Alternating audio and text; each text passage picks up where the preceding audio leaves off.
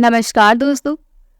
आज मैं आपको सुनाने जा रही हूँ जब बेटा बहू ने अपने बूढ़े पिता को जान से मारना चाहा तो पिता ने किया ऐसा काम कि पूरे गांव में हड़कंप मचा हुआ था कि आज महाशिवरात्रि के दिन किसी लाश मंदिर के पीछे लावारिस की तरह पड़ी हुई है। मंदिर में ब्रह्म मुहूर्त के समय से ही लोगों के आने जाने का तांता लगा हुआ था। कई लोग उस मंदिर की परिक्रमा सुबह के उजाला होने से पहले ही कर चुके थे, लेकिन उन्हें पता ही नहीं चला था कि मंदिर के पीछे ऐसा भी कुछ है। लेकिन जैसे जैसे सूरज की रोशनी अपनी नई किरणों के साथ पृथ्वी तल को सुसज्जित करने लगी, लोगों की नजर उस लाश पर पड़ी। लोग आपस में कानाफूसी करने लगे कि ये लावारिस लाश आखिर है किसकी। ये बात धीरे धीरे गांव के मुखिया हरिराम जी तक पहुंची। हरिराम जी जिस प्रकार धन और नाम से धनी थे, उसी प्रकार सोच के भी धनी थे। उन्होंने उस बारे में बहुत विचार किया, लेकिन सच्चाई की तह तक नहीं पहुंच पाए। फिर उन्होंने पुलिस वाले को फोन लगाया और वहां के बारे में पूरी जानकारी दी। थाने से इंस्पेक्टर साहब के साथ साथ कुछ पुलिस वाले और हवलदार भी साथ में आए। जब पुलिस वालों ने उस लाश को सीधा किया तो देखा उस बूढ़े आदमी की पहचान भी मिटाने की कोशिश की गई थी। इसके उसके चेहरे पर किसी धारदार वस्तु से कई बार ऐसे काटा गया था कि उसका चेहरा पहचान ही नहीं आ रहा था। चेहरा समझ में नहीं आने के कारण तो पुलिस वाले भी माथा पकड़कर बैठ गए। लेकिन इंस्पेक्टर साहब को एक आइडिया आया, क्यों ना हम गांव के सारे बुजुर्ग के बारे में पता लगाएं, सभी लोग सही सलामत हैं या नहीं। अगर इस गांव के सभी लोग सही सलामत हैं तो आजू बाजू के गांव के लोगों से पूछताछ की जाएगी ताकि सच्चाई का पता लगाया जा सके। इंस्पेक्टर साहब ने इस काम के लिए सभी पुलिस वालों को लगा दिया। फिर क्या था, 2 दिनों के अंदर पड़ोस के गांव में पता चला कि रमा शंकर जी अपने घर में अकेले रहते हैं। उनका बेटा रोहन दूसरे शहर में रहता है और उसकी पत्नी आशा तो गांव वालों को बिल्कुल भी पसंद नहीं करती थी, इसलिए वह शादी के बाद कभी गांव ही नहीं आई थी। पुलिस वालों को लगा जब बेटा इतना कमा ही लेता है और बहू को तो गांव पसंद ही नहीं है, तो वह दोनों रमा शंकर जी को भला क्यों मारेंगे। हो ना हो उनके रिश्तेदार या फिर गांव के किसी दुश्मन ने ही उन्हें मार दिया हो।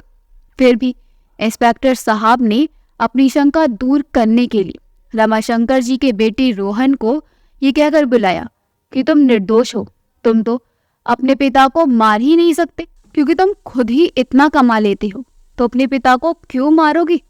और तुम्हारी पत्नी जब गांव और गांव वालों को पसंद ही नहीं करती तो मुझे नहीं लगता कि उसने भी ऐसी बचकानी हरकत की होगी। बस तुम फॉर्मेलिटी के लिए यहाँ आ जाओ और अपना बयान देकर वापस चले जाना, और ये भी कंफर्म कर लो कि क्या ये तुम्हारे पिता की ही लाश है या किसी और की। रोहन इंस्पेक्टर साहब की बातें सुनकर खुश हो गया और अपना बयान देने अपनी पत्नी के साथ गांव पहुंच गया। इंस्पेक्टर साहब ने जब रोहन से उसके पिता के बारे में पूछना शुरू किया तो उसकी जबान लड़खड़ाने लगी। शुरू में तो उसने कुछ सवाल के जवाब ठीक से दिए, लेकिन जब इंस्पेक्टर साहब ने पूछा कि तुम अपने पिता को अपने साथ क्यों नहीं रखते थे, तब उसने कहा क्योंकि पिताजी को शहर में रहना पसंद नहीं था। और जब पूछा गया कि तुम उनके लिए हर महीने कितने रुपए भेजते थे और उनकी सुविधाओं के लिए क्या क्या करते थे, तब उसके माथे से पसीना टपकने लगा। इंस्पेक्टर साहब को शक हो गया कि हो ना हो रोहन ने ही अपने पिता को मारा है। इंस्पेक्टर रोहन से उसके 1 सप्ताह पहले का रिकॉर्ड मांगा कि वह कब कौन कौन सी जगह पर था। रोहन की जबान लड़खड़ाने लगी, हाथ पैर कांपने लगे। इंस्पेक्टर साहब ने उसे थोड़ी देर आराम करने के लिए अलग बैठ जाने के लिए कह दिया। अब बारी आई रोहन की पत्नी आशा की। पुलिस वाले ने जैसे ही आशा के सामने अपना डंडा चमकाया, वह थर-थर कांपते हुए कहने लगी, सर, हमने बाबूजी को नहीं मारा, हमने तो सिर्फ उनका गला दबाया था। न जाने कैसे उतने में ही उनके प्राण पखेरु उड़ गए और उनके चेहरे पर इतने सारे निशान कैसे हुए मुझे नहीं पता। इंस्पेक्टर साहब ने उससे और ज्यादा कुछ पूछना जरूरी नहीं समझा और उसे भी दूसरी तरफ बैठा दिया। फिर इंस्पेक्टर साहब ने रोहन को अपने पास बुलाया और बोले, देखो बेटा रोहन, अगर तुमने इस मर्डर केस के बारे में पूरी जानकारी दी तो हम तुम्हें या तो इस केस से पूरी तरह से छुटकारा दिला देंगे या फिर कम सजा दिलवाएंगे, वरना अगर हमें सच्चाई तक पहुंचने में जितनी ज्यादा मशक्कत करनी पड़ेगी सजा उतनी ही ज्यादा दिनों की मिलेगी। और अगर तुमने आसानी से बात बता दिया कि तुम्हारे पिता की मौत कैसे हुई थी और उन्हें तुमने कैसे मारा और इस लाश को यहाँ तक लाने तक का सफर कैसे तय किया, पूरा विस्तार से वह भी पूरी ईमानदारी से बताओगी तो तुम्हें कम से कम सजा दिलवाने की कोशिश करेंगे, वरना सोच लो जेल में मार तो खाओगे ही और आजीवन कारावास की सजा मिलेगी वो अलग। शायद हो सकता है जज साहब तुम्हें फांसी की भी सजा सुना सकते हैं, इसलिए तुम मेरी बात मानो और सारी बात सही सही बता दो। रोहन भी पुलिस वाले की बात में आ गया और बोला, मैं और आशा दोनों एक ही कंपनी में काम करती थी। मैंने जिस दिन उस कंपनी में कदम रखा था उसी दिन लेट हो गया था। मुझे मालूम नहीं था कि डायरेक्टर सर का कैबिन किधर है। उस दिन आशा ने ही मेरी मदद की थी, उसी ने मुझे लिफ्ट से डायरेक्टर सर के कैबिन तक पहुंचाया था और वह अपने सेक्शन में चली गई। मैं तो मंत्रमुग्ध सा आशा को ही देखता रहा। मुझे ध्यान ही नहीं रहा कि मुझे डायरेक्टर सर के पास अपना ज्वाइनिंग लेटर जमा करके उसी दिन अपना काम भी समझाना था कि मुझे क्या करना है। डायरेक्टर सर ने 3 बार बेल बजा दिया था, लेकिन मुझे ध्यान ही रहा कि मुझे उनके पास जाना है। फिर वहां के गार्ड ने मुझे झकझोरते हुए कहा, ओ मिस्टर, कहाँ खो गए हो? सर ने 3 बार बेल बजा दिया है और तुम हो कि यहाँ से उठने का नाम ही नहीं ले रहे हो। बड़े विचित्र आदमी जान पड़ते हो। क्या हो गया है तुम्हें? तुम यहाँ नौकरी करने ही आए हो ना, या फिर टाइम पास करनी? तभी मैं जल्दी से उठा और उस तरफ लपका जिधर डायरेक्टर सर का कैबिन था। सर ने जो भी सवाल किए मैंने पूरे निभृक होकर जवाब नहीं दिए, क्योंकि मेरे ख्यालों में तो बार बार आशा आ जाती थी। सर को लगा मुझे घबराहट हो रही है, इसलिए मैं हकला रहा हूँ। इसलिए उन्होंने मुझे पानी का गिलास दिया।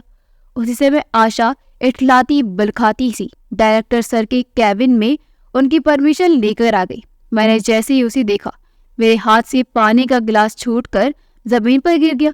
आशा ने देखा, अरे ये तो वही लड़का है जिसकी उसने लिफ्ट में मदद की थी और सर के ऑफिस तक भी पहुंचा दिया था।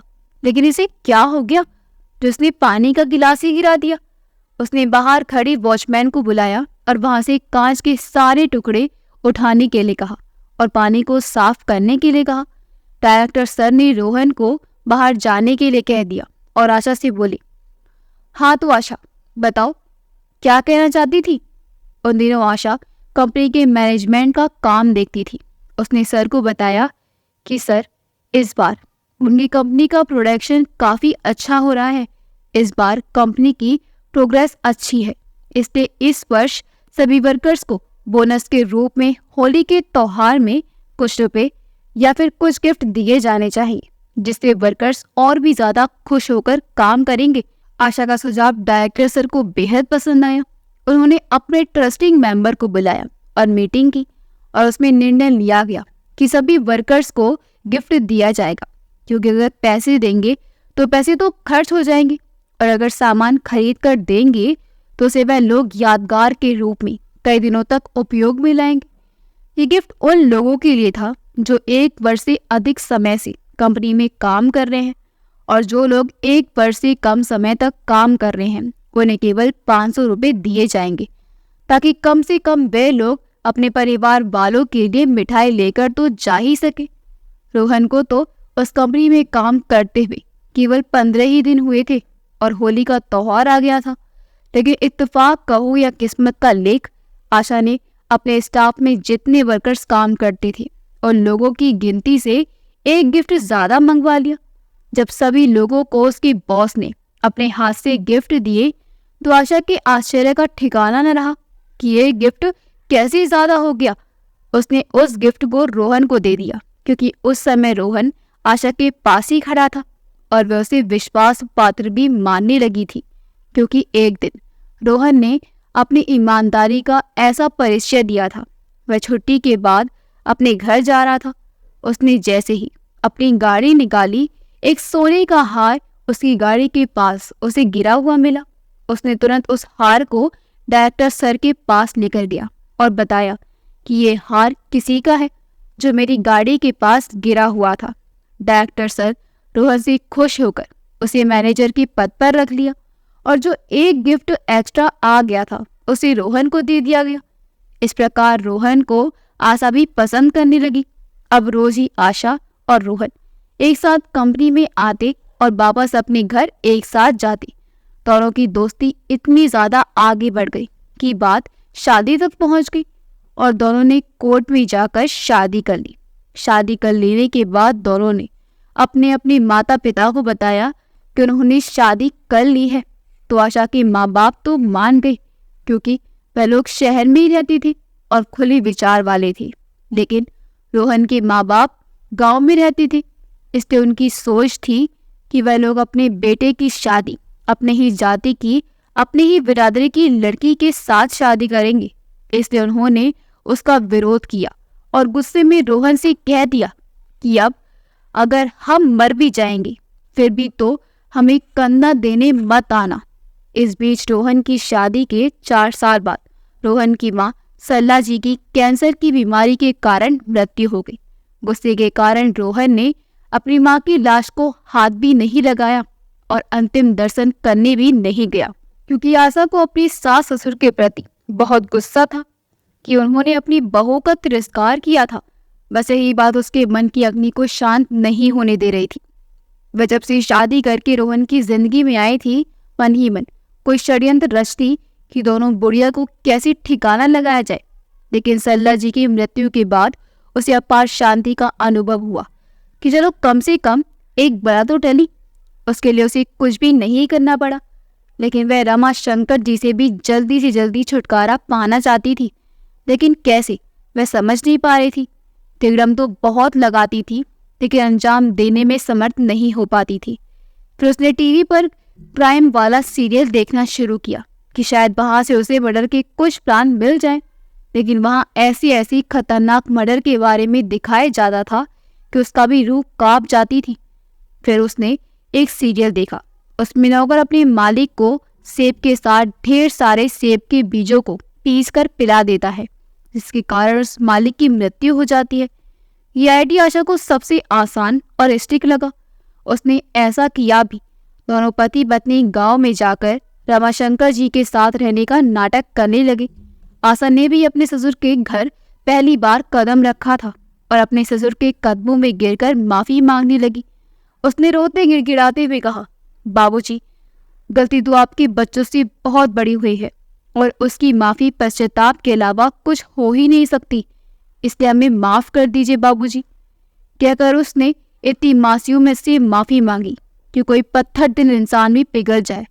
रमाशंकर जी तो फिर भी एक दयालुता और प्रेम के भरे गुब्बारे थे, इसलिए वह तो सहज ही बेटी बहू के प्रेम रूपी नदी में गोते लगाते रह गए। अब बहू आशा रोज सुबह रमाशंकर जी के लिए गर्मा गर्म नाश्ता बनाकर खिलाती, चाय पिलाती और दोपहर में सेब का जूस बनाकर देती। शाम को भी जूस ही देती।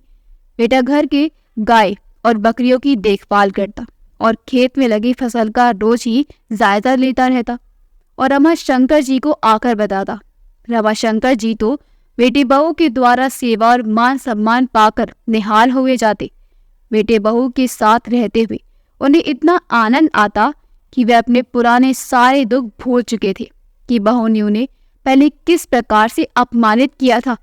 समय धीरे धीरे व्यतीत हो रहा था। समय के साथ साथ रमाशंकर जी के स्वास्थ्य में भी गिरावट आने लगी थी। ये देखकर आशा मन ही मन खुश हो रही थी कि चलो उसका प्लान काम कर रहा है। अब आशा रोज रोज सेब के बीजों की मात्रा बढ़ाकर जूस बनाती ताकि रमाशंकर जी जल्दी से जल्दी इस दुनिया से चल बसे। लेकिन रमाशंकर जी दयालु किस्म के इंसान थे, इसलिए वे उस जूस को स्वयं नहीं पीते थे, बल्कि अपने कई वर्षों से काम कर रहे रामू काका को रोज पिला दिया करते थे, ताकि उनके स्वास्थ्य में सुधार हो सके। और रमाशंकर जी की तबीयत तो मौसम बदलने के कारण हुई थी, और उसी को आशा ने अपने प्लान का हिस्सा मान लिया था और मन ही मन खुश हो रही थी। एक रात आशा ने देखा कि रमाशंकर जी अपने बिस्तर के पास नीचे गिरे हुए हैं। वह भाग कर आई और उनकी नाक के पास अपना हाथ लगाया, ये महसूस करने के लिए कि रमाशंकर जी जिंदा भी हैं या मर गए। जब रमाशंकर जी ने पानी कहा तो उसने उन्हें पानी देने की बजाय उनका गला दबा दिया, और जब वह दोनों आश्वस्त हो गए कि अब रमाशंकर जी का राम नाम सत्य हो गया, तो वह दोनों घर में जितने भी रुपए पैसे सोना चांदी था सब लेकर रातों रात अपने शहर वाले घर में चले गए। उसके बाद उनकी लाश मंदिर तक कैसे गई, ये बात तो रोहन और आशा को भी परेशान करने वाली थी। उसी समय रमाशंकर जी खांसते हुए चेहरे में धीमी मुस्कान के साथ वहां पर पहुंचे, जहां रोहन, आशा और पुलिस वालों के साथ साथ उस गांव के लोग और पड़ोसी गांव के लोग भी मौजूद थे। सबसे पहले तो उन्होंने अपने बेटे रोहन को 2 थप्पड़ दोनों गाल में जड़ दिए और कहा, अरे ऐसी नालायक खुदगर्ज औलाद से तो अच्छा होता कि मैं बे औलाद ही रहता। रमाशंकर जी ने इंस्पेक्टर साहब से कहा, इंस्पेक्टर साहब, रोहन ने यहाँ तक की कहानी सुनाई, उसके आगे की कहानी मैं सुनाता हूँ। रामू काका के पिताजी ही मेरे दादाजी के जमाने में हमारे घर में काम करते थे। तब से रामू काका भी हमारे घर में ही काम करने लगे थे। या यूं कह सकते हैं कि रामू काका भी हमारे परिवार का एक हिस्सा ही थे। इसलिए मैं जैसा खाता था रामू काका को भी वैसा ही खिलाता था। कुछ दिनों पहले मेरे बेटी बहू मेरे घर पर माफी मांगने आए थे और ऐसा व्यवहार किया कि मैं तो खुशी से फूले नहीं समाता था, और हर शाम को मैं रामू काका के पास जाकर उन्हें अपनी खुशी या गम की बातें बताया करता था। जब मैंने उन्हें अपनी बहू बेटे के आने की खुशी की बात बताई तो उन्होंने पहले की बात याद दिलाई कि उनकी बहू ने आप लोगों को कैसे अपमानित करके वापस भेजा था। हो न हो उनके यहाँ आने का कुछ खास मकसद जरूर होगा। आप जरा चौकना रहिएगा। रामू काका की बात मेरे दिल दिमाग में छा गई। बहू मुझे रोज जूस बनाकर देती, मैं उसे रामू काका को पिला दिया करता, क्योंकि रामू काका बहुत दिनों से बीमार थे। शुरू में तो रामू काका जूस पीकर तरोताज़ा महसूस करने लगे थे, लेकिन उस जूस को रोज रोज पीने से मैं पहले से भी ज़्यादा बीमार पड़ गई। रात में सभी लोगों के खाना खा लेने के बाद काका ने मुझे आवाज़ लगाई। मैं उनके पास गया तो देखा काका की तबीयत बहुत ही नाजुक लग रही थी। मैंने रोहन के कमरे का दरवाज़ा खटखटाया और बेटा बचा लो, बेटा बचा लो कहकर चिल्लाने लगा, लेकिन ना ही बहू उठकर आई ना ही बेटा उठकर आया। मैं फिर से रामू काका के पास गया और उन्हें पानी पिलाया। उनके पास पानी भी खत्म हो गया था। मैंने उन्हें वहीं लेटकर रहने के लिए कहा और गांव के वेद के पास उनके लिए दवाई लेने चला गया। मेरे वापस आने तक मैंने देखा रामू काका मेरे बिस्तर के पास निढाल पड़े हुए हैं। मेरे बेटे और बहू अंधेरा होने के कारण ये नहीं देख पाए कि जो नीचे निढाल पड़ा है वे रमाशंकर जी हैं या रामू काका। इन दोनों ने उनका गला दबाया और कहा, बुढ़े और कितने दिनों तक जीने का शौक है तुझे? माँ के साथ ही चला जाता तो हमें सेब के जूस में उसी के बीज डालकर तुझे स्लो पॉइजन देकर मारने की तकलीफ नहीं उठानी पड़ती, और गलती से भी तू जिंदा ना रह जाए इसलिए हमें ये आखिरी डोज तुझे देनी पड़ रही है। इतना कहकर ये दोनों निर्दयी ठहाका लगाकर हंसी और वहां का सारा सामान लेकर रातों रात गायब हो गए। मैं अपने रामू काका को अपनी आंखों के सामने इतनी निर्दयता से मरते हुए देखता रहा और रोता रहा, लेकिन इन दरिंदों के सामने नहीं गया, वरना ये दोनों मिलकर मुझे भी मार डालती और ये गुत्थी सुलझती ही नहीं। मैं अपने रामू काका को इंसाफ दिलाने के लिए ही जिंदा रहा, वरना मैं भी उसी समय आत्महत्या कर लूं ऐसा सोचने लगा था। मैं ऐसा सोच ही रहा था कि थोड़ी देर बाद मेरे चाचा का बेटा सुमित एक बड़ी सी वस्तु लेकर आया और उन दिनों काका को रामाशंकर जी समझकर उसके चेहरे पर बार बार प्रहार करने लगा। रात का अंधेरा होने के कारण उसने भी नहीं देखा कि वह शख्स रमाशंकर जी है या रामू काका। वह भी अपना बदला लेने आया था। वह भी जब जब बार करता कुछ ना कुछ बदले की भावना लिए प्रश्न करता, जैसे वो मरा हुआ इंसान उठकर उसे जवाब देगा। वह कह रहा था, तू मेरा भाई होकर भी तूने उस नौकरानी का साथ दिया। क्या लगती थी वह लड़की तेरी? मैं तेरे चाचा का बेटा हूँ, पर हूँ तो तेरा भाई ही ना। फिर तूने अपने भाई का साथ क्यों नहीं दिया? मुझे 20 साल की सजा तेरे कारण काटनी पड़ी। तू मेरा भाई हो ही नहीं सकता। और भी उसके मन में जो कुछ भी आता वह बड़बड़ करके उस पर वार करता रहा। मैं अपने वफादार रामू काका के निर्मम हत्या पर आंसू बहाता रहा। फिर अचानक मुझे भगवान ने हिम्मत दी और मैंने अपने मित्र को फोन लगाकर वहां की सारी घटना के बारे में बता दिया। उसने मुझे वीडियो बनाने के लिए कहा। अंधेरा होने के कारण वीडियो तो उतना अच्छा नहीं बन पाया, लेकिन हाँ, एक काम बहुत अच्छा हुआ। सुमित को बहुत सारे लोगों ने रंगे हाथ पकड़ लिया और उसके हाथ पैर को रस्सी से बांधकर एक कमरे में बंद करके बाहर से ताला लगा दिया। फिर सुबह होते ही हमारे पड़ोसी रामलाल जी से सभी लोगों ने रोहन को फोन करवाया कि तुम्हारे पिता अब इस दुनिया में नहीं रहे। रोहन और आशा घड़ियाली आंसू बहाते हुए आए और रोने लगे। रोहन कहता, पापा आप कहाँ चले गए? पापा लौट आओ ना। पापा आपने तो अपने पोते पोती का मुंह भी नहीं देखा है। वही आशा बहू कहती, बाबूजी आप हमें छोड़कर कहाँ चले गए? हमने तो आपकी सेवा भी नहीं की। इस प्रकार दोनों बेटे बहू रो रो कर लोगों को ये दिखाने की कोशिश कर रहे थे कि उन्हें अपने पापा से कितना प्यार है। इंस्पेक्टर साहब बोले, तो रमाशंकर जी, सुमित को आपने किस जुर्म के लिए 20 साल की सजा दिलवाई थी? रमाशंकर जी बोले, सर हमारे घर में एक गरीब लड़की काम करने आया करती थी। सुमित ने उसे जबरदस्ती करने की कोशिश की और जब उस लड़की ने शोर मचाया तो उसने उसे जान से मार डालने की धमकी दे डाली। बेचारी लड़की डर के कारण चुप हो गई। इत्तेफाक से मैं वहां से गुजर रहा था। मैंने उन दोनों की बातें सुन ली और उस लड़की का रोना सुनकर मैं उनके पास गया। मैंने जब उसे उसके रोने का कारण पूछा तो सुमित मुझे मारने के लिए तैयार हो गया। जब मैंने उस लड़की को अपनी ओर खींचा तो उसने मुझे 2-4 थप्पड़ जड़ दिए। फिर मैंने उस लड़की की तरफ से पुलिस कंप्लेन की तो सुमित ने जाते जाते मुझे कहा था कि वह जेल से छोड़ते ही मुझे जान से मार डालेगा। मुझे लगा सुमित अभी गुस्से में है इसलिए ऐसा कह रहा है। मैंने अपनी जिम्मेदारी समझकर उसके परिवार वालों की पूरी देखभाल की।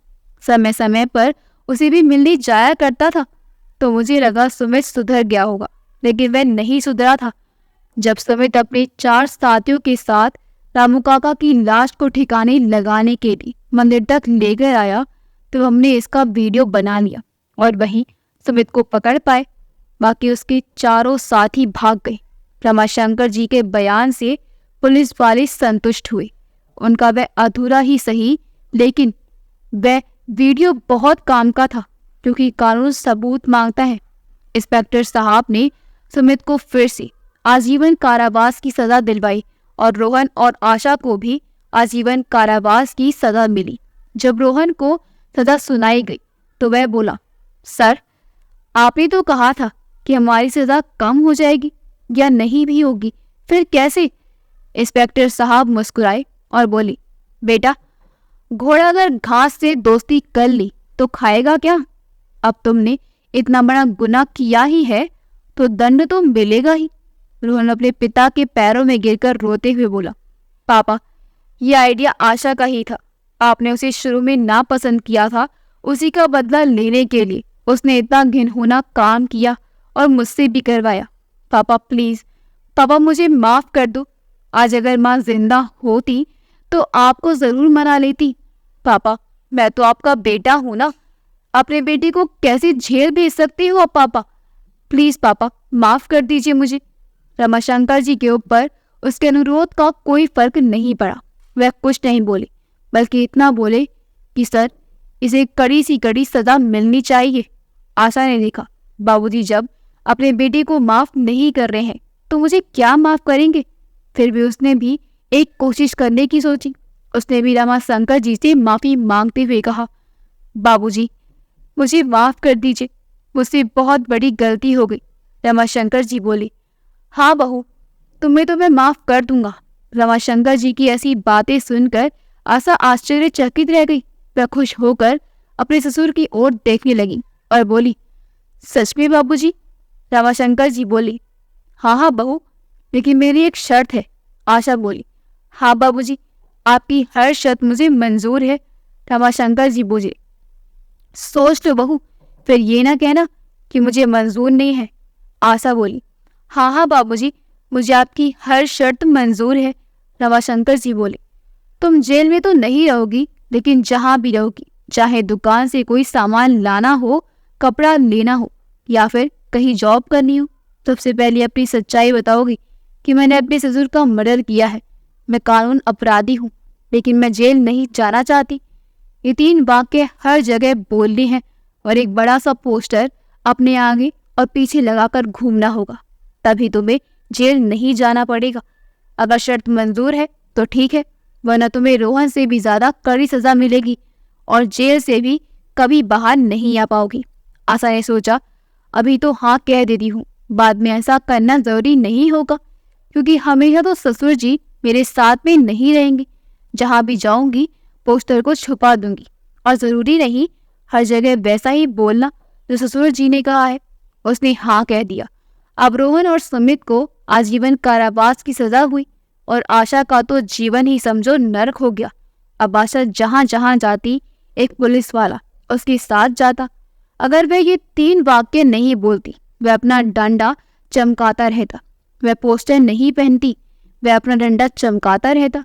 आशा ने उस पुलिस वाले को रिश्वत देकर कुछ छूट देने के लिए निवेदन किया, फिर भी उसे उच्च अधिकारी की ओर से सख्त हिदायत दी थी कि वह उसे हर हाल में जो कहा गया है उस नियम का पालन करवाए। अब आशा की जिंदगी नर्क से भी बदतर हो गई थी। वह किसी किराने की दुकान पर जाकर वही वाक्य दोहराती तो दुकानदार उसे घृणा की दृष्टि से देखता और सामान देने से मना कर देता। उसी प्रकार कपड़े की दुकान में जाती तो वहां के दुकानदार भी वैसा ही कुछ करते और उसे अपमानित होकर वापस आना पड़ता। अब जॉब के लिए कहीं भी जाती तो किसी भी जगह में उसे जॉब नहीं मिलती। उसके पुराने बॉस ने भी उसे जॉब पर रखने से ये कहकर मना कर दिया कि हमारे पास ऐसे खूनी लोगों के लिए कोई जगह नहीं है। अब आशा घर पर रहती तो उसकी भाभी उसका जीना दुर्भर करके रखती। अगर वह एक घूंट पानी भी पीती तो उसे ताने दिए बिना नहीं रहती थी। एक समय ऐसा था कि वह भाभी उसकी गुणगान गाते नहीं थकती थी, लेकिन आज उसे सांस लेना भी शर्मनाक लग रहा था। वह मन ही मन सोच रही थी, इससे अच्छा तो जेल की जिंदगी ही शायद ज्यादा अच्छी थी। इस प्रकार एक दिन ऐसा आया कि आशा बहुत ज्यादा डिप्रेशन की शिकार हो गई और पागल होकर सिर्फ वही 3 वाक्य बोलने लगी थी जो उसे बोलने के लिए कहा गया था। अब उसे ना ही अपनी मान सम्मान की चिंता थी, ना ही इज्जत की। अब वह कहीं भी जाती रहती, कहीं भी खाती और कहीं भी सो जाती थी। आशा के मायके वाले ने तो उससे सारे रिश्ते नाते तोड़ लिए थे। उसके मानवता के नाते रमाशंकर जी ने उसे पागल खाने में भर्ती करा दिया और समाज सेवा में अपना पूरा जीवन लगा दिया। फिर कभी ना ही अपने बेटे रोहन की तरफ ध्यान दिया, ना ही अपने भाई सुमित की तरफ ध्यान दिया और ना ही आशा की तरफ। उन्होंने केवल जन कल्याण के कार्य में ही अपना पूरा जीवन समर्पित कर दिया। तो दोस्तों, सच ही कहा गया है, बाप का घड़ा एक दिन जरूर भरता है। वैसे ही हुआ आशा, सुमित और रोहन के साथ भी। अगर आपको हमारी कहानी अच्छी लगी हो तो हमारी वीडियो को लाइक करें, शेयर करें और हमारे चैनल योगी वॉइस को सब्सक्राइब कर दें। मिलते हैं अगली वीडियो में। आपका बहुत बहुत धन्यवाद।